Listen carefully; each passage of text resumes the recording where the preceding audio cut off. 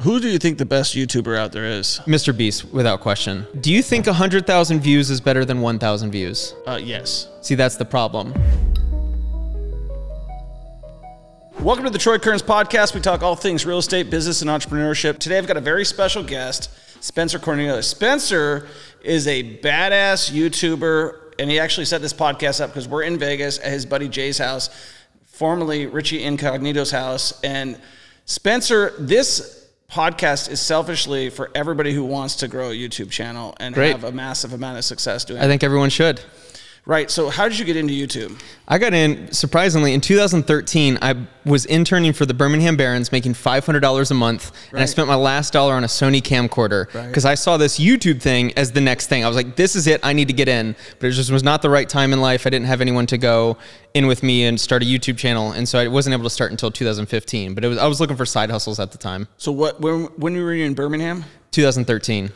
Okay, so you got interested in it in 2013. You bought the camera, and then execution started in 2015? Correct, yeah, because at this time, a lot of guys were going out and talking to girls and trying to pick up girls, using, like getting phone numbers, and I was like, oh, this is great. I could do this, because at the time, I was doing the same thing. I was cold approaching girls in real life. So I was like, all I need is a camera, and I could put this on YouTube. About you. Yeah, and I love that. And so I was like, this is so clear as day to me, but it wasn't until 2015 where I actually started making videos. Okay, so tell me more about the girls thing. Like, okay, was this something that you just picked up and decided to do, or were you taking like a coaching program about how to do this? No, this was back in college. There was a TV show and then a book, The Game, that seems like everyone's read by Neil Strauss and everything. What's his name? And Neil Strauss, really good writer, and he did this book called The Game, and it got a lot of guys interested in this idea of going out and talking to girls in a bar or nightclub and getting her number, because for the longest time you thought it was, you could only meet a girl through friends, or if a girl but the world's connected such that you met a girl randomly. And then this book kind of opened guys' eyes up to the ability to actually go up and talk to girls in real life. Sounds a new concept, right? Yeah, I know. I heard about that, but I think it's been around for a long time. 06. Yeah. But anyway, to complete the story, essentially, I was in college and I was getting drunk all the time, like going to parties, like any college kid, and I was throwing big parties. And I didn't have any girlfriends in college. I was like, man, I'm not attracting the girls I want. Right. And so then I was like, well, I want to improve at this. And so I quit drinking cold turkey. Started going out to bars in my college town, Georgia Southern University, Statesboro, Georgia. And I would go out to the bars sober to try to get girls' numbers, to try and improve that skill set. How'd that work out? I improved pretty quickly. Awesome. I mean, most guys do once you actually try something and apply some type of strategy to it. But I think it was really enlightening for me, because I think a lot of guys, if they had the ability to talk to a girl in a bar without alcohol, I think a lot of guys would actually quit drinking. Yeah, that's cool. So it sounds like you're pretty good at everything you do, because I don't know about that. Well, I mean, we're all learning, right? We're all human beings. So one thing that caught me about your YouTube channel is that you go after a certain segment of audience where you go after frauds. That's what you try to target. But you're really good at it. Like, not only are you good at the research, but you're good at the delivery. What I mean by that is, like, if I pre-script something, I can't get it right ever. But when you pre-script, it sounds so like you might want to think about going on the news or something. You're good. I appreciate that. Yeah, I actually don't really enjoy exposing frauds so much. As that's more of an investigative journalist, like digging into something people don't know. I see myself more as a storyteller. I like taking public stories where someone might hear of something, and I take all the research of a week or two and I try to compile it into 10 minutes where it's enjoyable, it's entertaining. You'll get what you need to out of the story. You walk away with a good understanding of what happened, and that's essentially what I like to be as a YouTuber. So what was your goal when you first got on YouTube? To get a lot of followers. That's all I cared about. So back in 2015 when I started, subscribers meant a lot more than they do today, because there was no feed. And so when you grew subscribers, that was how you grew an audience. Obviously, they're one-on-one, but a lot more so than today, because today you can put a video out on the feed, and if you have the skill set, the right video, the right topic, the right thumbnail, you can actually get a lot of viewers and a lot of views from your first video. Whereas in 2015, that wasn't the case. That's why collaborations were way more important, because there was the search feature and the discoverability of a new creator almost didn't exist. And that's why collaborations were so important during that time, because if someone had 100,000 followers and you were lifting in the gym, you're a gym YouTuber, and you brought your friend in, hey, my friend just started a YouTube channel and he was a good looking guy, muscular. Hey, he's really good with this type of workout. That's how that new YouTuber would grow because this audience goes, oh, well, I'm looking for a new YouTuber to follow. Now I can go follow this guy. Whereas in 2023, everything is feed based. Okay. I'm learning here. So tell me about the feed based. Like, how does that whole situation, like, okay, let's talk, like, somebody is thinking about getting into YouTube right now, and like, they're like, okay, first of all, how many followers do you have? 492,000. But who's counting? Yeah. so 492,000. And is that your peak? Yeah, that's currently my peak. Yeah. Okay. But if you count up, I've had like 650,000 subscribe at one point. So just the nature of YouTube, you will lose subscribers attrition, over time. yeah. Attrition, yeah. Yeah. People just are like, I don't like this. 82 million views or so. So quite a few. Yeah. So if you were to start a YouTube channel today, and I know you're working on another project right now, what would if you were to tell somebody what to do, what would you tell them? Because I started a new channel recently and I want it purely organic, I actually get to test my theory on myself, which I think proves proof of concept. But essentially what you have to do is think about the viewer in mind. So what type of audience? I don't care to attract a young girl wanting to learn makeup. That's not my audience, but I want a young male who might want to learn real estate. Right. What type of content is he watching, and what type of content can I produce that they will watch? So first you have to think about the audience, not what you can make. Right. For instance, I would love to make videos where I just walk around with my day and tell jokes, but no one will watch. So I need to figure out, you might get 100 views, but if you want to really win on YouTube, you have to think about the audience first. Right. And so what I'm thinking about is, how can I create the packaging for a video? This would be the overall topic, the title, and thumbnail. So when the viewer first looks at the potential viewer, looks at my thumbnail and title, what would get them to click? And so the first video for my second channel was, what $1 million buys you in LA versus Vegas? Yeah, okay. Because I know that's a topic that people might want to know. Right. And so I did that. And then the second video is kind of taken off. It's at 15,000 views, which is very respectable for a new channel that's complete organic. And it is the Miami neighborhood where $1 million is poor.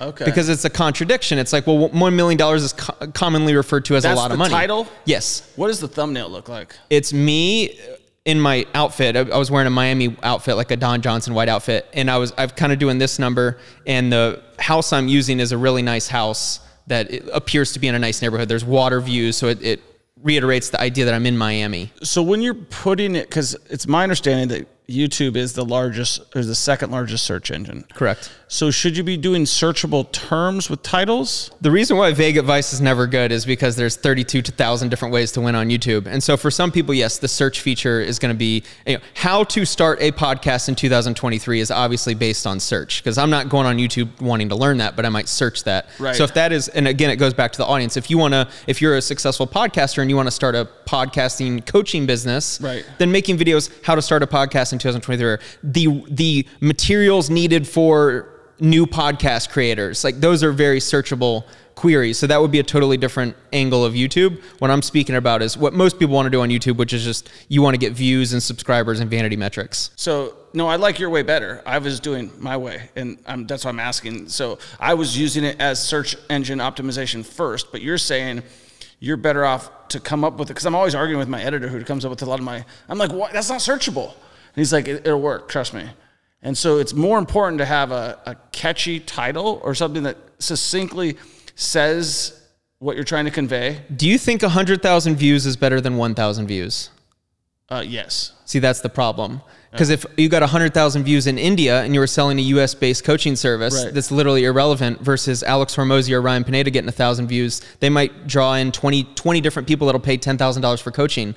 Now, if I ask that again, which one's more valuable? 1,000. So the point is that, what audience are you attracting? Right. And so if you are hyper specific about, I want to attract a real estate investor that has a problem with a contractor, your title is going to be a lot different than, I tried to buy 20 houses or something. Right. So you're trying to attract a different person. Yeah. I think you're right. I think both matter. I think that one thing, like, obviously if you super niche down, then you're going to have a really good niche, but then you're fighting that, like, hey, I want to monetize too. And so that's kind of where I was like, well, I could do some broad stuff as well, because I think as you build a following, people want to hear your perspective about certain things. There's two different types of videos that you can make, and Hormozy does this incredibly well. I'll use his name because a lot of people watch him, and that is, he goes after super broad. Occasionally he'll be like, how Mr. Beast is going to be a billionaire, and it's not what you think. Something's like, ooh, I got to watch it. And it's on YouTube, so it'll draw in a lot of people. Right. But then he'll also do hyper-specific videos, which is how I found a business idea that'll make $1 million a year. a lot of people aren't going to watch that, because that's only for like aspiring entrepreneurs. Right. Now he gets views because of many factors, but the point being that some videos are for mass audience reach, where it's just I'm trying to get. It's kind of like the Coca-Cola. Sometimes they're trying to just get brand reach out there. Right. They'll put money on a Super Bowl ad just to get so many people to see your ad. Right. But then there's certain times where it's like we're going to hyper specific target. Right. For this small audience, and he does that really well. Okay, on November 10th and 11th in Kansas City, Missouri, we are hosting our mastermind event, which is where you're going to learn how to wholesale, flip, buy and hold, BRRRR, every single real estate strategy under the sun, happening November 10th and 11th in Kansas City, Missouri, right downtown in the building that I bought, using the methods that we will teach you, and you will have everything that you need to get started investing in real estate. We're going to have attorneys there to set up your asset protection trusts, LLCs. We're going to have sales and marketing funnel experts to help you set up your sales and marketing funnels. We're going to have a tax consultant to make sure that you can eliminate your taxes. And then we're going to have all of the experts, all people who have retired from their 9-to-5, who are going to speak on you, how they become multimillionaires through investing in real estate. And they're going to teach you the strategies that they use and do every day so that you can become financially free by investing in real estate. That's November 10th and 11th in Kansas City, Missouri. Go to millionairementorshipmastermind.com. Buy your ticket today. Speaking of Hormozi, you know, he lives in Vegas, right? I think so. He does. Yeah. He kind of came out of nowhere, right? Like, what is this? What do you like him? A lot of people like him. What do you like about him? Credibility, reputation, and the ideas that he presents on YouTube. Okay. If I had to summarize it in 3 words. How is he credible? He's credible from running businesses in the past, or well, he currently is, but from before YouTube. Yeah. So has anybody ever investigated him? Probably. Yeah, I'd just be interested because he's got this $100 million offer. So I'm not saying he's a fraud. Yeah. I'm just saying, like, well, he publicly sold a company, or he sold a company that had public news about it for $52 million. For 52. So keep in mind what's credible. To some people, 52 million is not, that's not really respectable, right? To some of these high-end CEOs that spin up billion-dollar companies. Yeah, however, for a guy on YouTube, I've never ran a $50 million company. I would rather learn personally from a guy who just sold a $2 million company than a $200 billion, because I can probably learn more from where I'm at in life. No. And so I think he has just enough of that like wide scale, like Uber success that he'll attract you, but he's also not unrelatable. I think he's a great salesperson. I think that's the #1 thing I take away from Alex Hormozi is that he's a masterful salesman, and he really knows how to, like, he understands the algorithms. What he's done best is build out a great team, which is so essential in 2023 for YouTube, for winning on YouTube. Because my guess, I don't know him, I've never met him. My guess is he's never come up with the titles or thumbnails for his videos. He shows up, his team notifies him, hey, we have these 3 different ideas that we think will work really well. Today we're going to talk about Chick-fil-A, and here's 3 pages of research. You summarize what you see, and then you talk for 8 minutes about it. And so then he speaks about it, and then the editors edit it in such a way, and he's got someone handling all of the direction for the channel. Okay. That was his best hire. Is that where you see yourself going? I would love to in a couple years. Yeah. Now, granted, keep in mind though that he operates at a loss, which I'm now seeing more creators in 2023 operating at a loss on YouTube. Right. Yeah. This was never a thing. So I've been on YouTube. I've been a fan of YouTube since 2008. I've been a huge consumer since 2012. I've seen all the trends and everything, and I've never seen it like it is now. And what the influence that a guy like Hormozi has is a lot of people with money are now seeing what money can buy. Right. It's not quite like you can just insert money into vending machine and get 1 million subscribers out. But if you know how to hire a team that knows how to run YouTube, and my theory is that in 3 years, we're going to have 100 different Hormozis, and credibility will be the determining factor. That will be what you call a moat on YouTube. A moat being how can you separate yourself and create a moat around your brand such that no one can compete. And I think credibility and money to be able to invest in the channel is going to be the huge moat. You seem like you know this stuff really, really well. It's all I do. It's like if someone asks you, it's like, hey man, I'm trying to learn how to buy houses. You're like, oh wait, give me 3 hours. I'll give you a whole system. Why don't you go Mr. Beast mode? Like you almost, like you talking about, like you did this dating thing, shows that you've got balls. I remember watching one of your videos where you approached somebody in California, some scam. I don't remember what it was, but I'm sure you do. It was like you met some guy. I know you've approached people that you've put your livelihood in jeopardy. So you've got balls. Yeah, and I can do it. So if you got balls and you know YouTube, why don't you go like Mr. Beast mode? Like, cause you're willing to do stuff. Yeah, that's a great question. My lawsuit's been my biggest prohibiting factor, because I've essentially been working to pay that off. Like, I have too much risk at the moment. Once that's over, then I fully plan on going all in on my second channel. Right. Now, Mr. Beast has a certain video style that I wouldn't be interested in. He's trying to go mass market, which is just, how can I attract 100 million viewers on a video? I'm not too interested in doing that. Okay. However, you can still apply some of the same principles, which is essentially all in. The second you start making money, you put that money back into the next video, and every video's intention is to make it the best possible. There is no filter or filler, excuse me. Okay. So you mentioned lawsuit, and that's something obviously that's weighing on you. Yeah. And what have you learned, and how have you been able to deal with this? Insurance would have been nice. Coming from someone in real estate, you're like, oh yeah, I know the value of insurance. Well, hey, listen, I've made the same mistake, so I understand it. You don't make it twice, right? A personality trait that I'd like to adapt after this that I've learned is assertiveness. It's something that I didn't have before this, but I think I'm going to move throughout life with a little more assertiveness, and that is, I'm not going to let people dictate my terms. I feel like with lawyers, this was a learning experience that you shared with me a year ago at Pineda's party, when you opened up my world, where you're like, dude, lawyers are complete conflict of interest to you. Don't you understand? I was like, what do you mean? They're on my team. You're like, no, they're not. Whoa. So I've realized that I need to establish relationships, especially one where there's a financial motive by the other party, with assertiveness. This is how we're going to deal with this. I'm not going to allow you to walk over me. And so that's probably been the biggest learning factor. And just to tell you, like, they know that you're completely vulnerable. Like, you're getting a lawsuit. It's very scary for people who have not been there before. I've had a couple of them. And, once you've been there, it's like, okay, whatever. Am I going to lose everything? Am I going to go to jail? Your first thought is, like, are you going to go to jail? And so the attorneys know that. You're like, just beat him. Just beat him. Just beat him however you can. You're like, I don't care what it costs. They're like, okay, cool. You don't care what it costs. 62,000 hours later for a contract, Yeah, and really all they're doing is pushing paper. They're pushing paper. Like, what has happened to your life? That is wild. Absolutely not. No one showed up to my door. I've never talked to the guy suing me. Like, nothing actually happens. All it is lawyers writing papers and submitting it to a court. That's all it is. Yeah. You guys haven't even been in front of a jury or a judge yet, have you? Right? No. And so when people are like, hey, are you winning? I'm like, no, the whole thing is a loss. There is no winning in a lawsuit. There's just, you just spend a significant amount of money that'll make you go insane. And then at some point, the judge will make a decision, and he'll put a filing in that's either granted or denied. That's it. Right. And then you can appeal it. Yeah, that's it. Spend more money. Yeah, spend more money. Just give lawyers more money. Yeah. It's ridiculous. The only person that wins in a lawsuit is lawyers. It was so cliche, but it is for a reason. Once you go through your first one, you realize why that cliche exists. Especially when you have, and I have a lot of great attorneys, but I always ask them, like, you got to be in this with me. Like, I'd rather pay them for a success fee.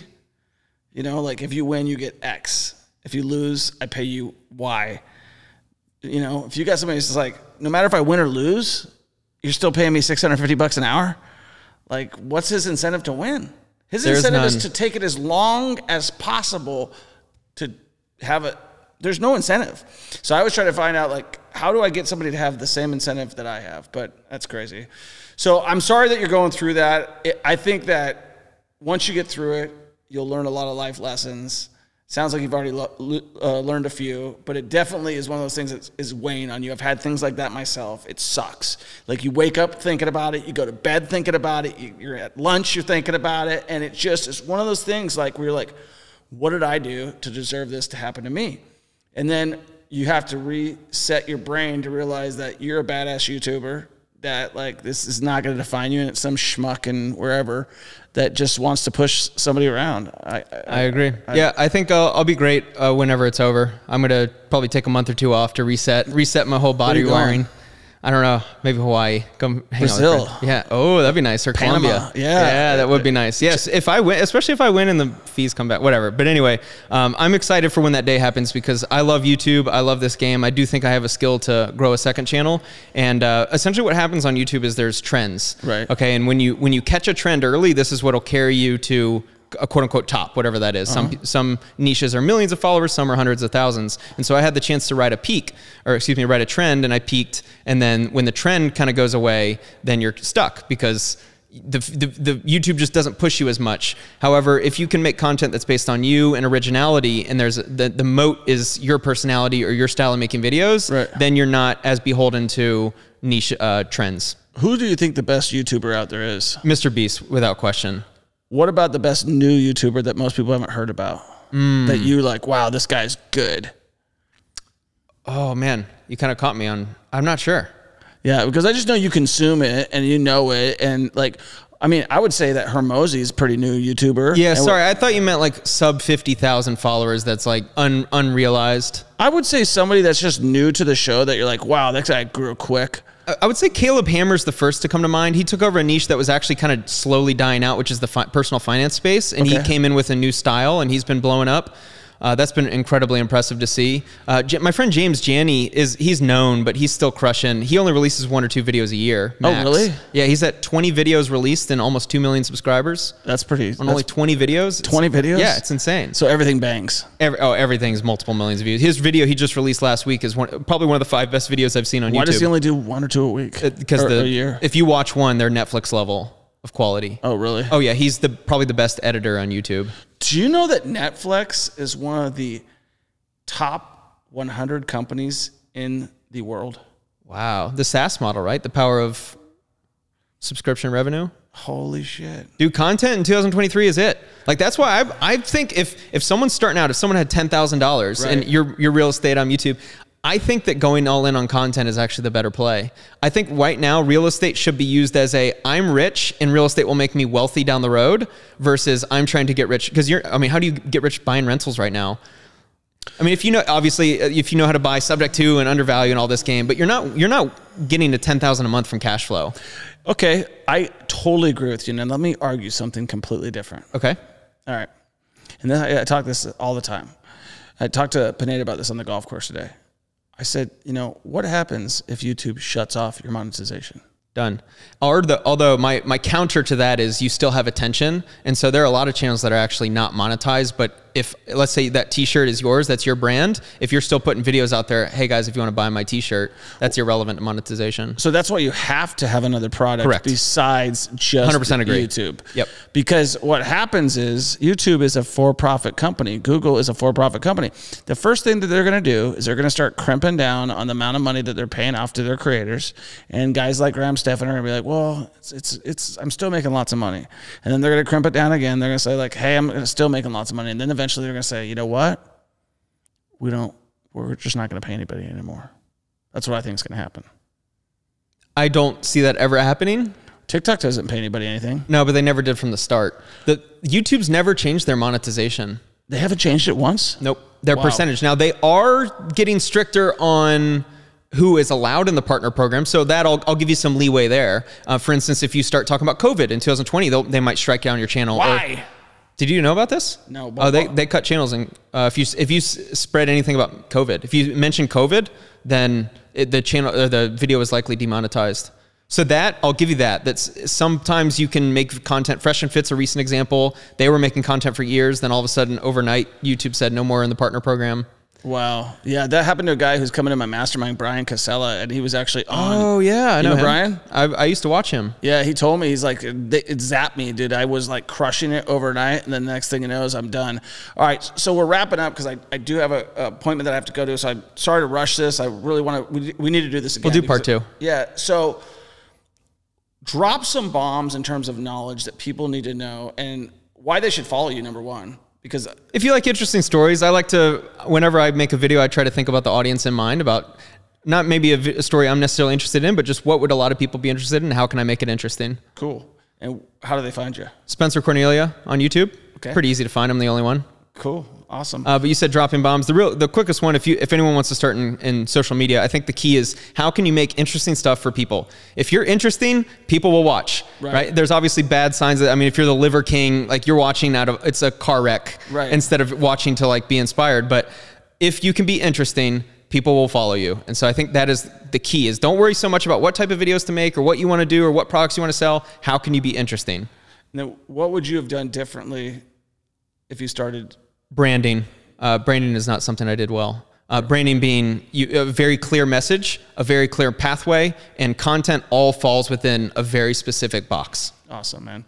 Well, I appreciate you coming on the podcast. I appreciate you setting up this entire thing at your buddy Jay's. Yeah, you could have said it was like your podcast on the go. You know, that would have been nice. No, this ain't. I'm going to pay respect to Jay. Yeah. He hooked us up coming in here and everything like that, and it was cool. We knocked out 2. I didn't think we were going to do 2. I didn't even know. Came in here blind, and I love it. So I'm super happy about that. I'm glad we were able to do it. I definitely think we should do a part 2. Maybe that's you coming to Kansas City. We'll do it. Once I get the second channel. We'll practice the game. Yeah. My wife might not like it, though. You could be my wingman. I'm single. That's cool. She's down with that. All right. Peace. Are you interested in investing in real estate, but you don't feel like you got the time to take a coaching program? I get it, right? You're busy, you're making money, and that's okay, but you want to invest with me because you're like, Troy, I like what you do. I see what you're doing. You're a real deal. Yes, I am. I'm an average Joe. I worked at Burger King. I worked at Red Robin. I started investing in real estate, and I started from absolutely nothing. And I will take you along with my journey, and you can get all the benefits, but you got to be an accredited investor. If you want to invest with me and you want to be a part of something great and you don't have the time, guess what? We're launching a fund that you can be a part of, but you got to be an accredited investor. And if you want to find out more about what that looks like, all you got to do is click the link and we'll show you exactly what that looks like. And guess what? If you're not an accredited investor, then you may down the road be an accredited investor. So definitely learn what that's all about and enjoy the podcast, and we'll see you on the next one.